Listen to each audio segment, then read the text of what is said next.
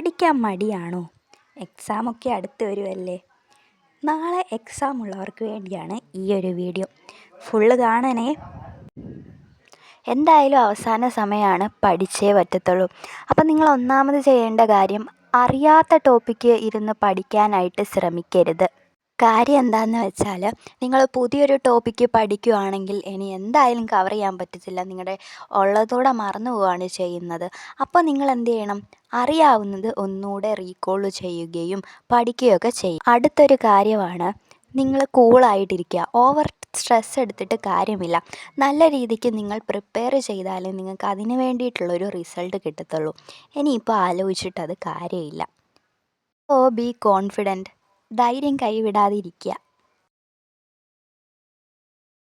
ഇനിയുള്ളൊരു കാര്യമാണ്, ടെക്സ്റ്റ് നിങ്ങൾ 2 വട്ടമെങ്കിലും കുറഞ്ഞത് വായിക്കണം.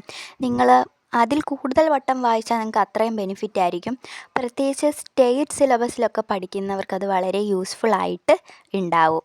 അടുത്തൊരു കാര്യമാണ് എസ്സേ ക്വസ്റ്റ്യൻസ്. അത് നല്ല രീതിക്ക് എഴുതി അറ്റൻഡ് ചെയ്യാൻ പ്രാക്ടീസ് ചെയ്യുക.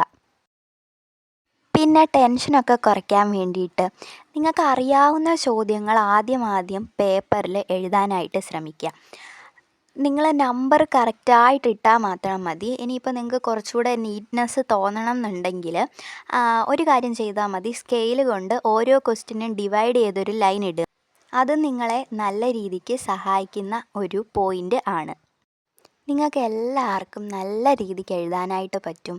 എൻ്റെ വക ഓൾ ദ ബെസ്റ്റ്. ഈ വീഡിയോയ്ക്ക് ലൈക്ക് കൂടെ ചെയ്യുക. Bye bye. Thank you.